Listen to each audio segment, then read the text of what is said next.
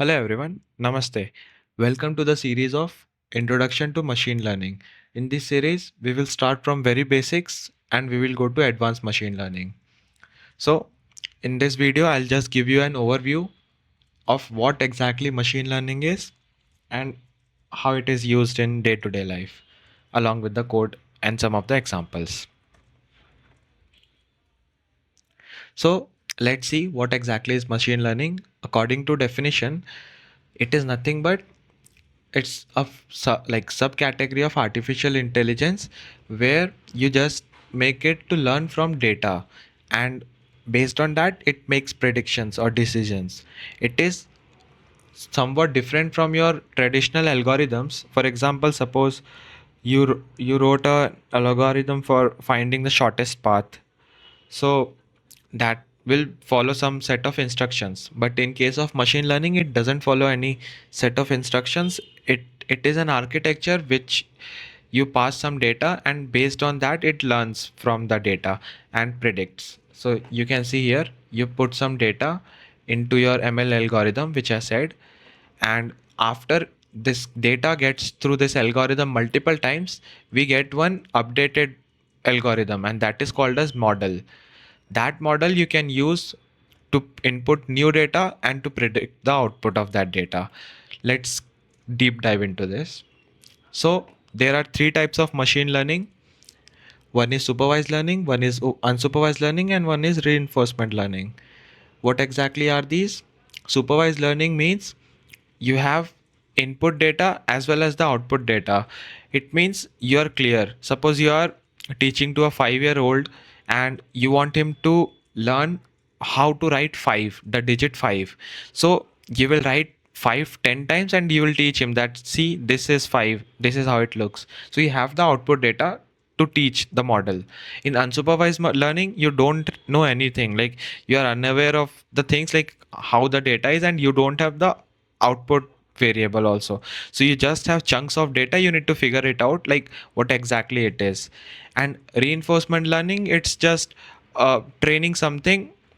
It's called an agent based on rewards and penalties. If the agent does good, it gets rewarded, and if it doesn't do good, it has some penalties. It's just like training your dog, where it gets rewards if he does the correct action, and he gets some penalty if it doesn't.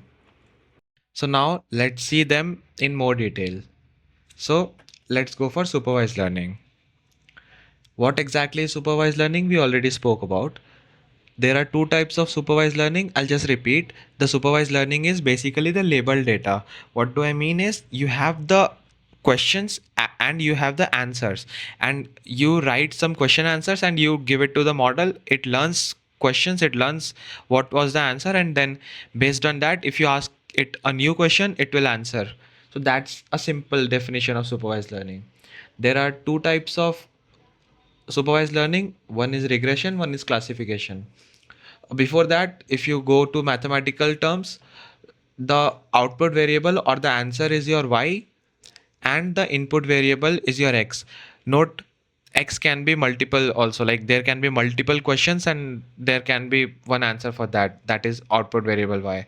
And input data can be multiple data, I mean multiple questions, multiple sub questions. A live example I can give you is, if you want to predict the house rent in Bangalore, so it can be because of multiple factors, right? Proximity to the office, road conditions, weather, everything. So based on that, you can get the rent or the price of the house. So we have two main types: regression and classification. Regression is predicting a continuous value. So house price is an example of continuous value. What do I mean by that is, suppose you have numbers from 1 to 100 million. So your output can be, or the y vector can be, from 1 to 100 million, any value. That is your regression thing. I'll explain more in next slides. And classification is when your output is limited. So suppose you want to classify your emails into spam or not spam. Here the output is just fixed. Either it can be spam or not spam. So two outputs. Another example can be, you have an image, you give it to the model, and it will classify it into dog, cat, pig, horse. there are limited number of outputs, and these outputs are known as classes. Classes are the outputs in a classification. So let's see how regression works. So you can see, uh, this is Python code. We are importing NumPy library to get help with these arrays, and we have something called as sklearn. It basically it's a very good library which helps you to implement linear regression and different types of ML algorithms online without writing them from scratch. So we got two arrays. One is your x, which was your questions, as I said, and y is your answer. So suppose x can be your anything, like suppose it's proximity from your office. So if it is 50 meters, then the price is 150 rupees or $150. It should be opposite. I mean, if it's away from the office, it should be, but this is just an example. So as you can see, the proximity increases, the price is also increasing. So these are the numbers. Now we just call model, and we just fit it. Basically, what do we mean by fit is, I'm telling the model to draw a line such that it we will read this in detail. So we want to draw a line such that it's nearer to all the points. What I mean is, if I run this, you can see a straight line. You can't create a straight line connecting all the points, because then it will break. Suppose you go from here to here and then go here to here, and it won't be a straight line. So you want a straight line such that it's nearer to all the points, and this is the best thing currently. If we change something, like suppose I make it 300 or something, 300 is also already there, so I'll make it 380, and then I'll try to run it. You can see the line got changed. And this is NP array 90. So we are taking one new question and we are predicting it, and the prediction will be in the output, whatever you want to output it. If you run this in Colab or whatever notebook, you'll get the output based on that. So if it is 90, you can see 90 will be present here, and you can go here, it will be around 275 or 280 something. So your answer for this will be 280. So this was your regression. Now let's move to classification. So here we have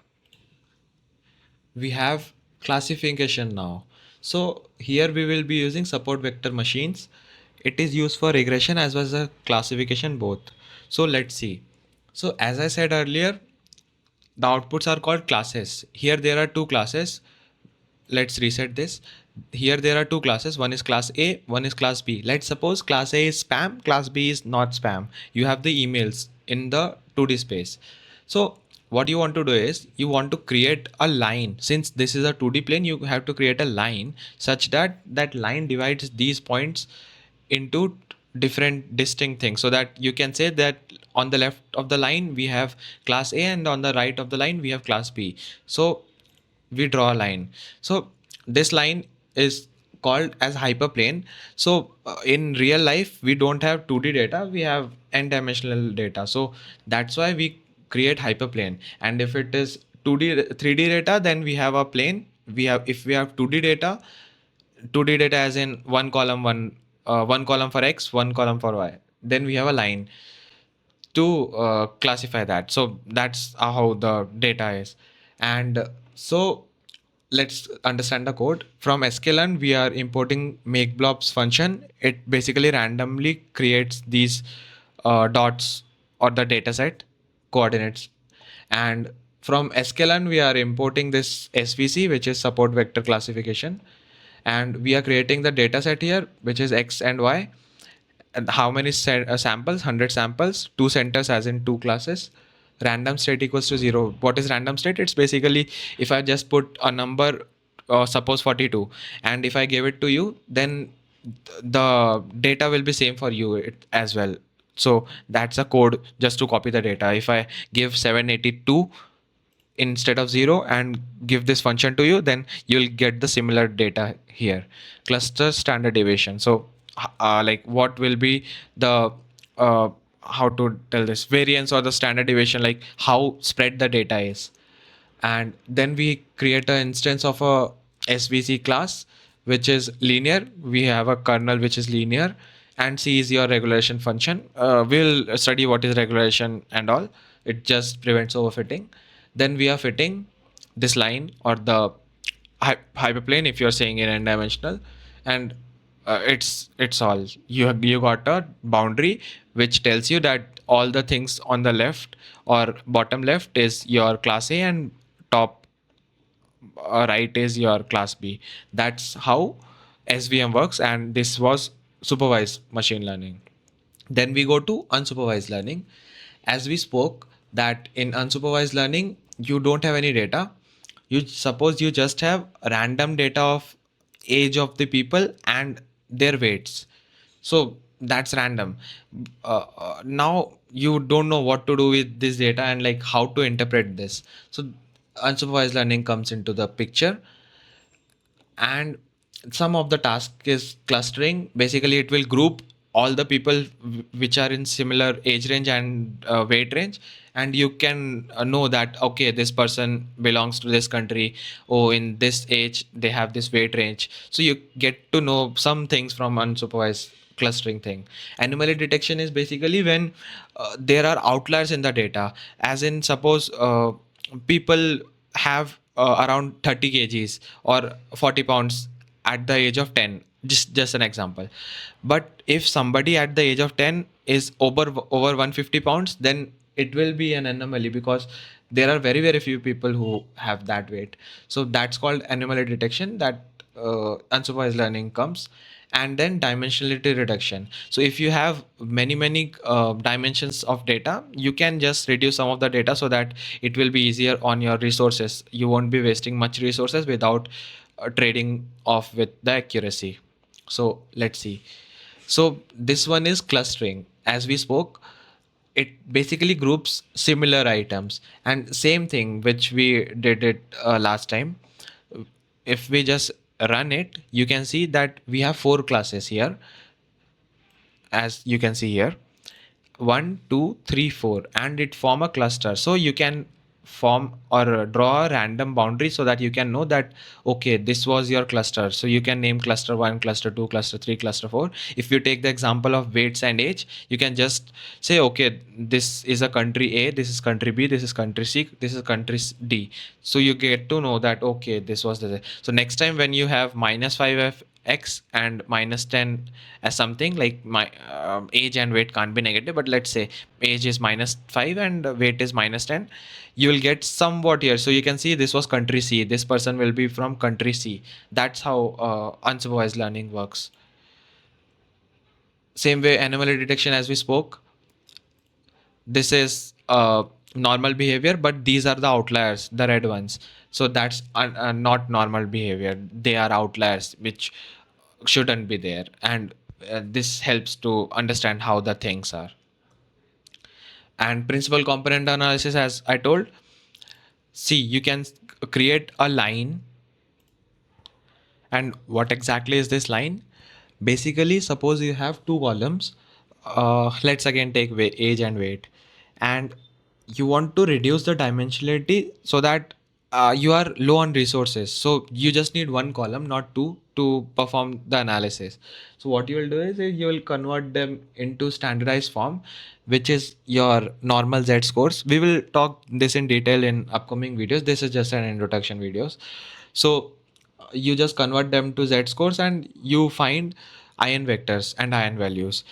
What it does, it just helps us to get to know that which line or which column among them is covering most of the data. So suppose 95% is column 1 and 5% is column 2. So you'll choose the first column since it's covering most of the things, and removing column 2 won't be affecting your accuracy much. So that's how principal component analysis works.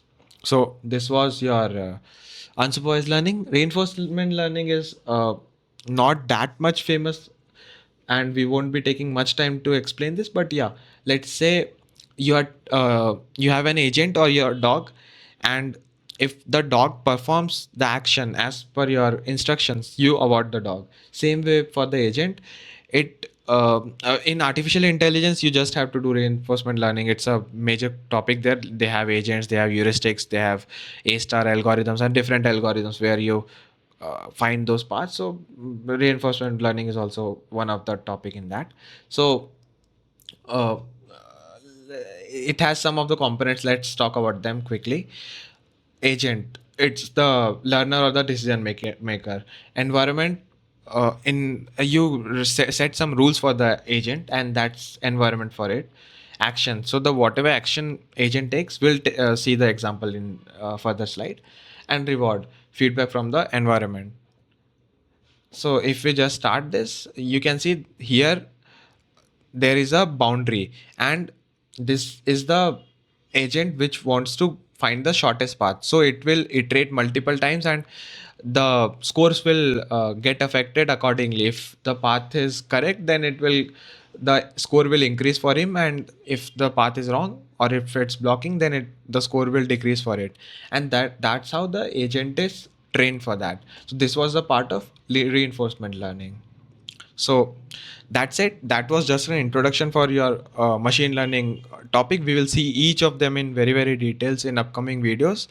So uh, uh, thanking you very much, and I'd like you to subscribe me if you want to study further in these topics. Thank you. Thank you very much.